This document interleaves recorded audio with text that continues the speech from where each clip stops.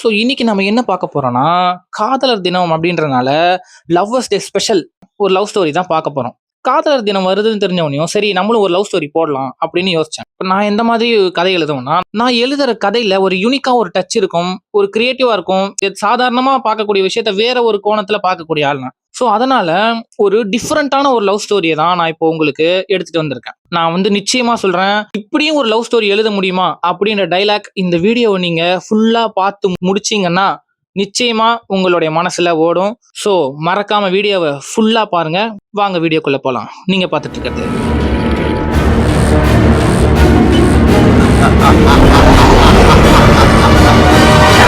ஒரு கதை சொல்லவா? ஓபன் பண்ணா இவன் ஒரு 26 வயசான யங்ஸ்டர். பிறக்கும் போதே அம்மாவை இழந்து சில வருஷத்துக்கு முன்னாடி அப்பாவையும் இழந்து ஆல்மோஸ்ட் அனாதை அப்படின்னு சொல்லக்கூடிய நிலைமையில தான் இவன் இருக்கான். இவன் ஒரு பக்கா இன்ட்ரோவெட். அதனாலேயே இவனுக்கு ஃப்ரெண்டுங்கன்னு பெருசா யாரும் கிடையாது. ஒரே ஒரு ஃப்ரெண்டு தான். இவன் கரண்டா ஒரு பீஸா கடையில வெயிட்டரா வேலை பார்த்துட்டு காலத்தை ஓட்டிக்கிட்டு இருக்கான். தினமும் பீஸா ஷாப்புக்கு நிறைய லவ்வர்ஸ் ஜோடி ஜோடியா வருவாங்க. அவங்கள பார்க்கும் போதெல்லாம் இவனுக்கு பொறாமையா இருக்கும். சில நேரம் நமக்கும் ஒரு காதலி இருந்தா நல்லா இருந்திருக்கும்ல, இதே மாதிரி நம்மளும் என்ஜாய் பண்ணியிருக்கலாம் லைஃபை அப்படின்னு இவனுக்கு தோணும். இவனுடைய ஃப்ரெண்டு இவனுக்கு நிறைய டிப்ஸ் அண்ட் ஐடியாஸ் கொடுத்தும் அதை இவனால சரியா செய்ய முடியல. சொதப்புன்னு சொதப்பி எல்லாத்தையும் முடிச்சு விட்டுறான். இப்படியே நாள் போய்கிட்டே இருக்க, ஒரு நாள் கடையில ஒரு பொண்ணு ரொம்ப நேரமா எதுவும் ஆர்டர் பண்ணாம அமைதியா உட்கார்ந்து இருக்கிறத இவன் பார்க்கறான். அந்த பொண்ணு கிட்ட போய் ஃப்ரெண்டு சொல்லி கொடுத்த டிப்ஸை யூஸ் பண்ணி அப்படியே பேச்ச போடுறான். ஆனா அந்த பொண்ணும் பதிலே சொல்லாம தயங்கிக்கிட்டே உட்கார்ந்துருக்கான். சில நிமிஷம் கழிச்சு அந்த பொண்ணு பீஸா ஆர்டர் பண்ண, இவனும் என்னடா இந்த பொண்ணு பிடி கொடுத்து பேச மாட்டேங்குது சரி அப்படின்னு சொல்லிட்டு வேற எதுவும் பேச தெரியாம பீஸாவை கொண்டு வந்து கொடுத்துட்டு போயிடுறான். அந்த பொண்ணும் பீஸா சாப்பிட்டுட்டு அங்கிருந்து போயிடுறான். அன்னைக்கு நைட்டு இவன் அந்த பொண்ணை பத்தியே யோசிச்சுக்கிட்டு இருக்கான். அந்த பொண்ணு ஏன் பேச தயங்குறா, ஒருவேளை நம்மள மாதிரி இன்ட்ரோவர்ட்டா இருப்பாளோ அப்படின்னு அவளை பத்தியே யோசிச்சுக்கிட்டு படுத்திருக்கான். கொஞ்ச நாள் கழிச்சு மறுபடியும் அந்த பொண்ணை பீஸா ஷாப்ல பாக்குறான். அவகிட்ட போலாமா பேசலாமான்னு யோசிச்சுக்கிட்டே நகத்தை கடிச்சுக்கிட்டே நின்றுகிட்டு இருக்கான். இவன் இந்த மாதிரி பண்றத அந்த பொண்ணும் பாக்குறான். இவனும் இன்ட்ரோவர்ட்டா இருப்பானோ அப்படின்னு யோசிக்கிறான். அதுக்கப்புறம் வெயிட்டர் அப்படின்னு இவனை கூப்பிட அடுத்த செகண்ட் இவன் போறான். கேட்கலாமா வேணாமான்னு யோசிச்சுக்கிட்டே அந்த பொண்ணுகிட்ட பேச ஆரம்பிக்கிறான். நீங்களும் என்ன மாதிரியே இன்ட்ரோவேட்டா அப்படின்னு இவன் கேட்க, அதுக்கு அவ, நான் இங்க அடிக்கடி வருவேன், நிறைய தடவை உங்களை பார்த்துருக்கேன், உங்ககிட்ட பேசணும்னு தோணும், ஆனா உங்களுக்கு எப்படி தயக்கமோ அதே மாதிரி எனக்கும் தயக்கம் அப்படின்னு சொல்றான். அதை கேட்ட இவன், நீங்க ஃப்ரீனா ஈவினிங் காஃபி ஷாப்ல மீட் பண்ணலாமா, இப்போ ஒர்க்கிங் ஹவர்ஸ் அப்படின்னு சொல்ல, அதுக்கு அந்த பொண்ணும் தயங்கிக்கிட்டே சரி அப்படின்னு தலையாட்டுறான். ஈவினிங் ஒர்க் முடிய அன்னைக்கு நடந்ததை அவனுடைய ஃப்ரெண்டை மீட் பண்ணி எல்லாத்தையும் சொல்றான். அதை கேட்ட ஃப்ரெண்டு, நீ சொல்றத வச்சு பார்த்தா அவளும் உன்ன மாதிரி இன்ட்ரோவர்ட் தான் போல, ஞாபகம் இருக்கட்டும், எடுத்த உடனே லவ் கிவ்னு போகாத, முதல்ல பேசி ஃப்ரெண்டாங்க, மற்றதெல்லாம் தானா நடக்கும் அப்படின்னு அட்வைஸ் பண்ணி தைரியம் சொல்லி அனுப்பி வைக்கிறான்.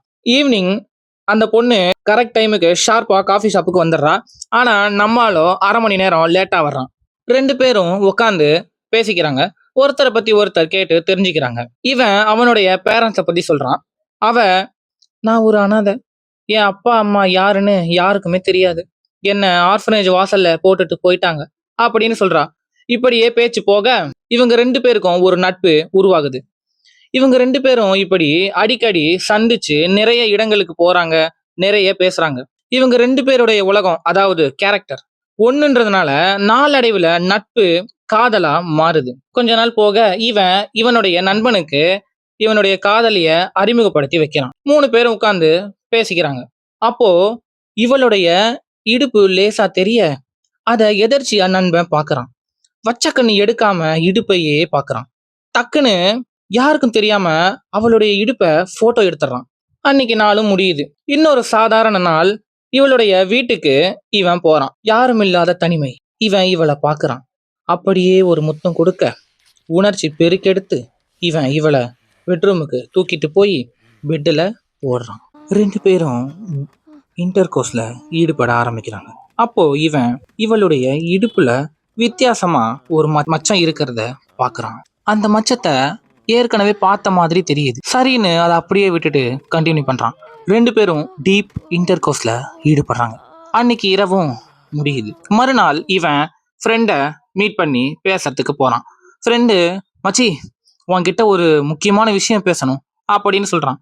அப்போ இவனுடைய முகம் கொஞ்சம் எக்ஸ்ட்ரா பிரைட்டா இருக்கிறத ஃப்ரெண்டு பாக்குறான். அதை பத்தி கேட்க இவன் நேத்து நைட்டு நடந்தத சொல்றான்.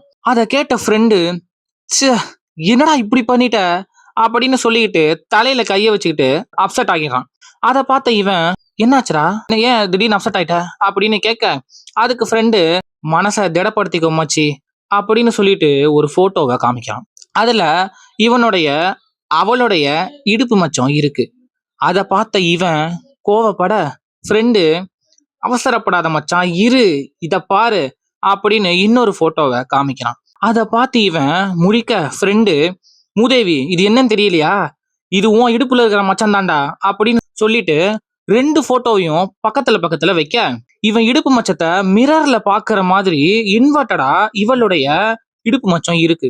அதை பார்த்த இவன் அதிர்ந்து போறான். ஒன்னும் புரியாம, டேய் என்னடா இது, எப்படிடா என் மச்சத்தை மிரர்ல பாக்குற மாதிரியே இவன் மச்சம் இருக்கு அப்படின்னு கேட்க அதுக்கு ஃப்ரெண்டு, அதே சந்தேகத்தை தான் மச்சான், உங்க 2 பேருக்கும் தெரியாமலேயே உங்க டிஎன்ஏ சாம்பிளை எடுத்து அதை டெஸ்ட்டுக்கு அனுப்புனேன் அப்படின்னு சொல்றான். அதை கேட்ட இவனுக்கு இன்னும் ஷாக் ஆயிருது.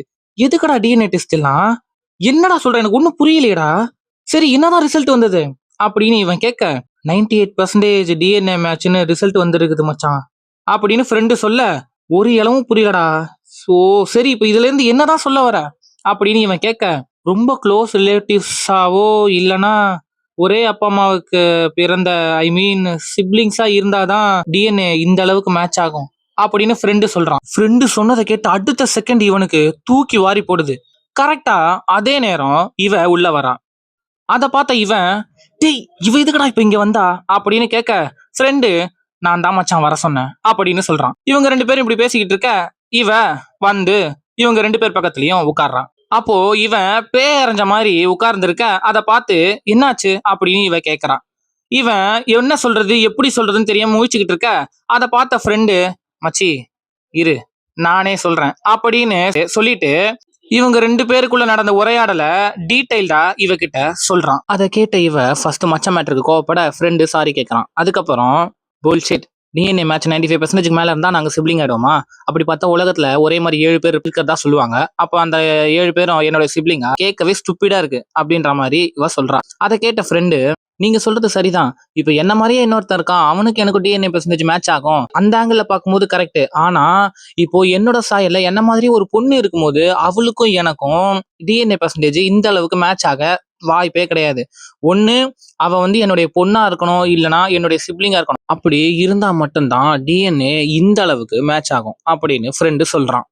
அதை கேட்டு இவ, இப்ப என்ன இவன் என்னுடைய சிப்ளிங்னு சொல்ல வரியா அப்படின்னு கோவமா கேட்க அதை பார்த்த இவன், ஒரு நிமிஷம் இரு, எனக்கு என்னுடைய அம்மா பிறக்கும் போதே இறந்துட்டாங்க, அப்பாவும் இறந்துட்டாரு, உனக்கும் அப்பா அம்மா பத்தியே தெரியாது, உனக்கும் எனக்கும் ஆல்மோஸ்ட் ஒரே வயசு தான், ஒருவேளை என் அம்மா 2 குழந்தை பெற்றிருக்கலாம், எங்க அப்பா பெண் குழந்தையை வளர்க்க முடியாம அதை எடுத்துட்டு போயிட்டு ஆர்ஃபனேஜ்ல வாசல்ல போட்டுட்டு வந்திருக்கலாம், இந்த ஆங்கிள் யோசிச்சு பார்த்தா என் ஃப்ரெண்டு சொல்றதுல ஏதோ அர்த்தம் இருக்கிற மாதிரி தான் தெரியுது அப்படின்னு இவன் சொல்றான். அதை கேட்ட இவ, என்ன பேசிட்டு இருக்க நீ, we have done everything, இருந்தும் இதெல்லாம் நம்புறியா அப்படின்னு கேட்க அதுக்கு இவன், yeah I know we have done everything, அதனாலதான் எனக்கு பயமா இருக்கு, ப்ளீஸ் கோஆபரேட் பண்ணு அப்படின்னு கேட்க அதை கேட்ட இவ மேலும் அப்செட் ஆகுறா. அதை பார்த்த ஃப்ரெண்டு, சரி ஒரு நிமிஷம் இருங்க நம்ம இதை பத்தி யோசிப்போம் அப்படின்னு சொல்ல 3 பேரும் யோசிக்க ஆரம்பிக்கிறாங்க. ரொம்ப நேரம் இப்படியே யோசிச்சுட்டு இருக்க அப்போ ஃப்ரெண்டு பேச ஆரம்பிக்கிறான். பேசாம ஒண்ணு பண்ணலாமா, இவளை பத்தின பாஸ்டும் நம்மளுக்கு தெரியாது, இவனை பத்தின பாஸ்டும் அந்த அளவுக்கு நமக்கு தெரியாது, நம்ம அதனால உடனே நம்ம முடிவெடுக்காம உங்க 2 பேரும் இடத்துக்கும் போய் அங்க எதனா தடயம் கிடைக்குதான்னு தேடி பார்ப்போம் அப்படின்னு ஐடியா கொடுக்குறான். இந்த ஐடியா 3 பேருக்கும் சரின்னு பட 3 பேர் அங்கிருந்து கிளம்பி இவனோட இடத்துக்கு போறாங்க. போய் பார்த்தா இவனோட இடமே குப்பைமேடா கிடக்குது. ஆளுக்கு ஒரு பக்கம் பிரிஞ்சு இவனோட இடத்துல தேட ஆரம்பிக்கிறாங்க. எவ்வளவு சல்லடை போட்டு தேடியும் இவங்களுக்கு எந்த தடையுமே கிடைக்கல. சரின்ட்டு அங்கிருந்து அப்படியே இவளோட இடத்துக்கு போறாங்க. இவனோட இடம் மாதிரி இல்லாம இவளோட இடம் கொஞ்சம் கிளீனாவே இருக்கு. சரின்ட்டு ஆளுக்கு ஒரு பக்கமா போய் தேட ஆரம்பிக்கிறாங்க. இவ கீழே இருக்கிற ஒரு சில இடங்களை தேடிட்டு பெட்ரூமுக்கு போய் தேட ஆரம்பிக்கிறா. பின்னாடியே இவங்க 2 பேரும் போறாங்க. இவன் உள்ள போனதும் பெட்டை பாக்குறான். அதை பார்த்த அடுத்த செகண்ட் நேத்து ராத்திரி நடந்த விஷயங்கள் இவன் கண்ணு முன்னாடி வந்துட்டு போகுது.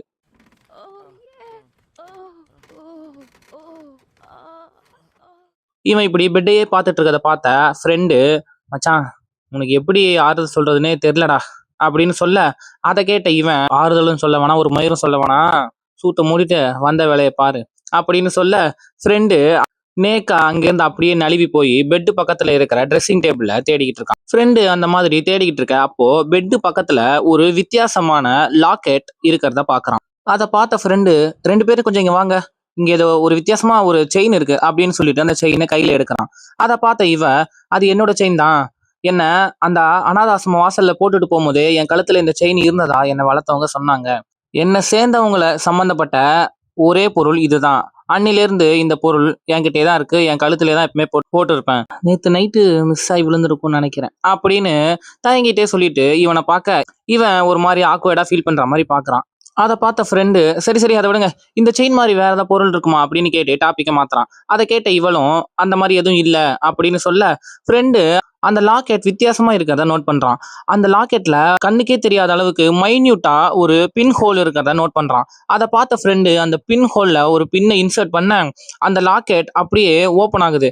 அந்த லாக்கெட் பார்க்கறதுக்கே ஒரு ஃபியூச்சரிஸ்டிக்கான ஒரு பொருள் மாதிரி தெரியுது. ஓப்பன் ஆன லாக்கெட் உள்ள ஒரு யூஎஸ்பி டிரைவ் மாதிரி ஒரு பொருள் இருக்கு. நடந்ததை பார்த்த 3 பேரும் அப்படியே அதிர்ந்து போறாங்க. என்ன மச்சான் இது, காலையில இருந்து என்னென்னமோ நடந்துட்டு இருக்குது, எனக்கு ஒன்னும் புரியலடா எப்பா அப்படின்னு இவன் புலம்ப, அதை கேட்ட ஃப்ரெண்டு, மச்சான் இதுல இருக்கிறத தெரிஞ்சுக்கணும்னா உடனடியா என் இடத்துக்கு போனாதான் முடியும் அப்படின்னு சொல்ல, சரின்ட்டு 3 பேரும் அங்கிருந்து கிளம்பி ஃப்ரெண்டோட இடத்துக்கு போறாங்க. ஃப்ரெண்டோட இடம் பாத்தீங்கன்னா சும்மா அப்படியே பயங்கரமா அவன் ஒரு கேமிங் செட்டப்ல அவனோட இடத்த ரெடி பண்ணி வச்சிருக்கான். அந்த செட்டப்பை பார்த்து இவங்க ஷாக்காக, ஃப்ரெண்டு சிரிச்சுக்கிட்டே உள்ள வாங்க அப்படின்னு சொல்லிட்டு அந்த யூஎஸ்பி டிரைவ் எடுத்துட்டு போயிட்டு இவனோட சிஸ்டம்ல போடுறான். 3 பேரும் அந்த சிஸ்டம்ல என்ன இருக்குன்றத பாக்குறதுக்கு ஆவலா இருக்காங்க. அந்த யூஎஸ்பி டிரைவ்ல ஒரே ஒரு ஃபைல் தான் இருக்கு, அதுவும் 20 வருஷத்துக்கு மேல பழமையான ஒரு ஃபைல். ஃப்ரெண்டு அந்த ஃபைலை ஓபன் பண்ண ஒரு வீடியோ பிளே ஆகுது. அந்த வீடியோல யாரோ ஒரு சயின்டிஸ்ட் மாதிரி ஒரு ஆளு டேபிள்ல உட்காந்துட்டு ஏதோ பேசிட்டு இருக்காரு. அதை பார்த்த இவ, டேய் இது உங்க அப்பா மாதிரி இல்ல, நீ காமிச்ச போட்டோல இருக்கிற மாதிரி இருக்காரு பாரு அப்படின்னு இவ சொல்ல, அதை பார்த்த இவன், கரெக்ட் தான் எங்க அப்பா மாதிரி தான் இருக்காரு, ஆனா எங்க அப்பா கார்பெண்டர் ஆச்சே, இந்த ஆளு பார்க்க சயின்டிஸ்ட் மாதிரி இருக்கானே அப்படின்னு குழப்பமா சொல்றான். இவங்க இப்படி பேசிட்டு இருக்க ஃப்ரெண்டு, ஷு ஷு ஷு கொஞ்ச நேரம் அமைதியா இருங்க, இதை பத்தி எல்லாம் அப்புறமா பேசிக்கலாம், முதல்ல இந்த வீடியோல என்ன இருக்குன்றத ஃபுல்லா பார்ப்போம் அப்படின்னு சொல்ல, 3 பேரும் அந்த வீடியோ பார்க்க ஆரம்பிக்கிறாங்க. அந்த வீடியோல சயின்டிஸ்ட் மாதிரி ஒரு ஆள் உட்கார்ந்துட்டு பேரலல் யூனிவர்ஸ் மல்டிவர்ஸ் மிஷன் அப்படின்ட்டு நிறைய விஷயங்களை பத்தி பேசுறாரு. அவர் பக்கத்திலேயே ஒரு குழந்தையும் உட்கார்ந்துருக்கு. அந்த குழந்தை கழுத்துல இவ போட்டிருந்த மாதிரியே ஒரு செயின் இருக்கு. அவர் பேசிட்டு போக அந்த குழந்தை கொஞ்சம் கொஞ்சமா தவந்து பக்கத்துல இருக்க ஒரு மிஷின் கிட்ட போகுது. அந்த குழந்தை தெரியத்தனமா மிஷின்குள்ள போய் சம்திங் ஏதோ ஒரு பட்டன் மேல கை வைக்க அந்த மிஷின் ஆன் ஆகிடுது. திடீர்னு பார்த்தா அந்த குழந்தை அங்கிருந்து மறைஞ்சு போகுது. அதே நேரம் இந்த வீடியோவும் பிளாக் அவுட் ஆகி முடிஞ்சிருது. அந்த வீடியோ முடிய அதை பார்த்த இவனும் இவளும் சுத்தமா புரியாம குழம்பி போய் உட்கார்ந்துருக்காங்க.